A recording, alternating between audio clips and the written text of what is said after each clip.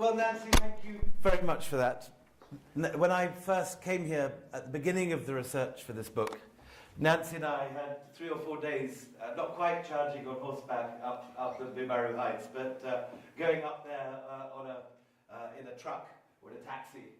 And Nancy walked me over the sites of the ill-fated British cantonments of 1839, now occupied by the American Embassy, appropriately or inappropriately enough, I'm not sure which. And Nancy was an enormous help.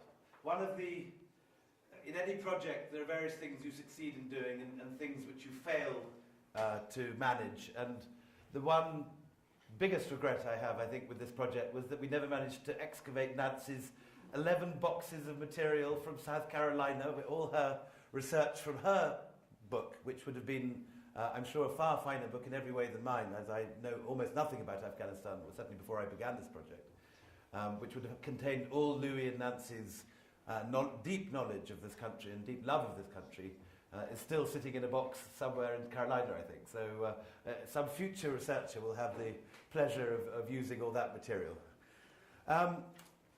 Nancy wanted me to talk a little bit about the research which went into this book, which I'll do just before talking about the book proper.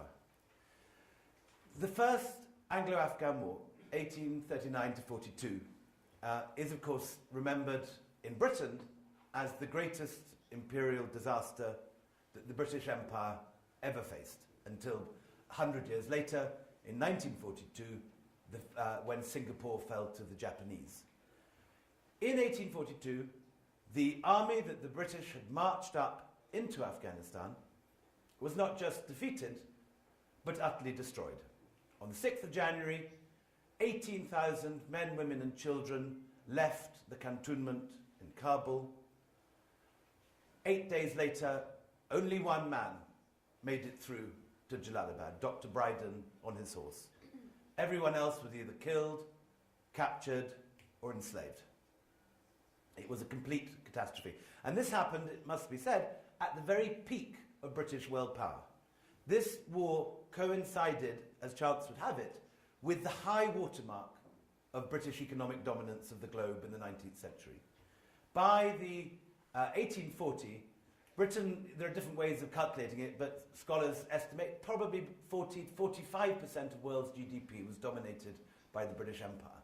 That quickly went down by the 1860s with the rise of Germany, 1870s and 80s with the rise of America. Britain's decline would begin in economic terms. But this defeat took place when the British were more powerful than they'd ever been before. And they were defeated by Afghans using technology that was essentially a couple of 100 years old. The Jazales used by the Afghans to shoot down the British were very similar to those used by the Mughals in those Mughal miniatures of Shah Jahan or Akbar going out hunting deer, those long-barreled Mughal muskets. So there was nothing innovative about their technology, and yet they completely destroyed this army. It's a subject which has fascinated many people besides myself, Nancy and Louis. There are many books on this topic, huge shelves full of books from the 19th century and a steady trickle, 1 or 2 every decade since then. And when I began this project, I thought, in order to justify writing yet another book on the subject, I'd have to come up with a lot of new material. And most of the works that have been done to date on this war concentrate on the British material, which is very easily accessed. In what used to be the India Office Library in London, now the part of the British Library, just near King's Cross Station, there lies all the documentation of the East India Company. Now, an important point to grasp at the beginning of this lecture is that the army sent into Afghanistan was not by and large the army of the British government. It was the army of a company, a private company, called the East India Company, which had shareholders, a boardroom, issued annual accounts, did all the things that companies normally do. But it also had the largest standing army in Asia. Imagine today as an equivalent Microsoft with nuclear bombs, or Pepsi Cola with submarines, or fighter jets. This is the extraordinary bit of the story, is that it's only partially the official British mission. The actual troops who fight it are by and large the sepoys, the Indian infantry, the private militia, if you like, of a company. I suppose Blackwater would be the nearest thing in modern times, or any of the security companies which you have the pleasure of hosting in this country today. And so the East India Company records are the first place to go.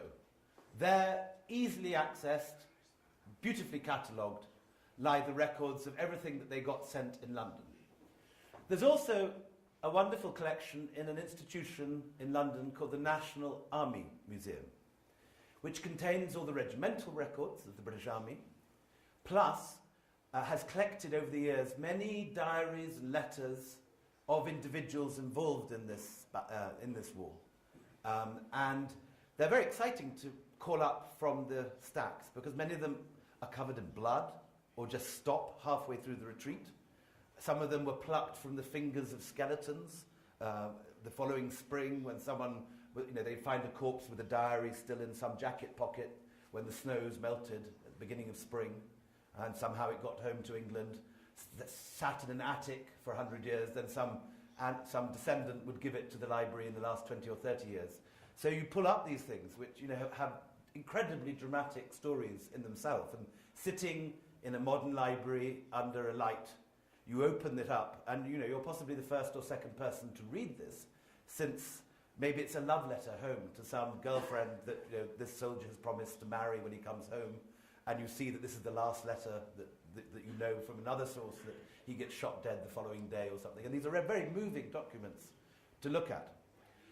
But in order to try and find new material, I visited, first of all, the National Archives in Delhi, which contained the records of the Calcutta government, which sent the troops off to war in 1839. So you have everything that London has in London, everything that the Indian government collected is now sitting in Delhi. But perhaps most exciting of all was a small archive in Pakistan, in Lahore, which is the most romantic archive I've ever worked in.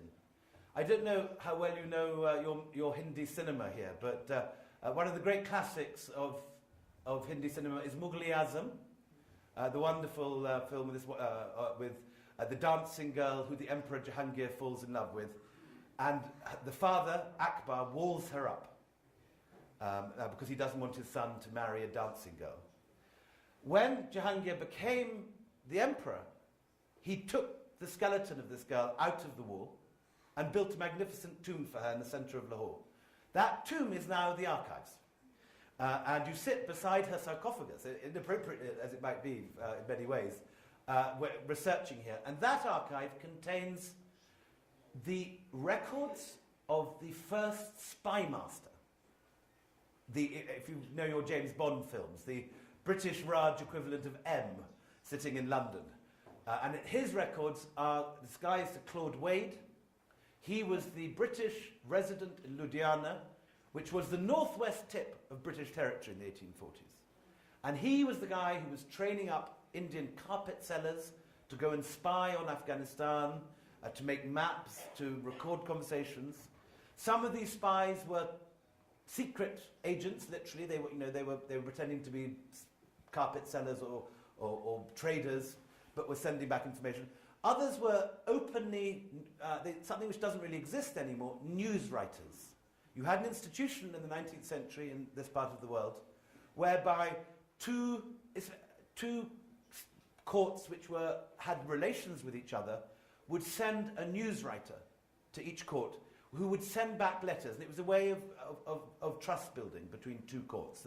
So you had your man sending daily emails, if you like, the equivalent of daily emails from one court to another. So people would know what was being discussed, and there would be no danger of a war breaking out between two courts due to misunderstanding. So the news writers' letters were also there in Lahore.